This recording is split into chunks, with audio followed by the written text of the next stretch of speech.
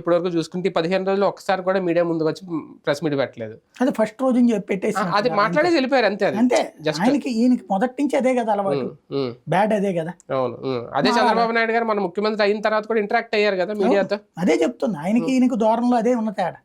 ఆయన మార్చుకోవాలా, లేదు ఇదే అనుకుంటే గనక ఇంకా ప్రజలు అర్థం చేసుకుంటారు ఆయన తత్వాన్ని.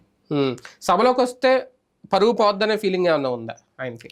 కొత్తగా పోయేదే ఉంది అంటే 151 మందితో ఒకప్పుడు ఉన్న అదే సభలో ఇప్పుడు 11 మందితో రావడం అంటే ఎందుకు? అందులో పరుగు పోయేది ఏంటంటున్నా నేను అనేది. ఇప్పుడు 6% వచ్చిన వాళ్ళకి 21 సీట్లు వచ్చింది, 40% వచ్చింది, నీకు వచ్చింది 11.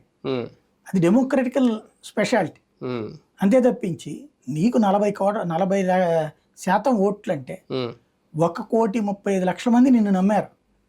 వాళ్ళ నమ్మకాన్ని నిలబెట్టుకోవాల్సిన బాధ్యత నీది.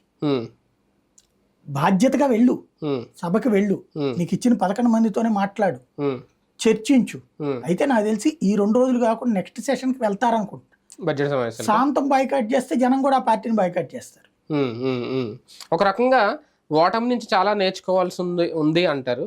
ఇన్ని రోజులైనా జగన్మోహన్ రెడ్డి గారు ఇంకా ఏమి నేర్చుకోవట్లేదు అని అనిపిస్తుంది ఈ నిర్ణయాలు చూస్తూ ఉంటే. అంటే ఓటమి నుంచి ఎప్పుడు నేర్చుకోరు, ఏ పార్టీ కూడా మాట్లాడుతుంటారు అంతే. అంతేనా?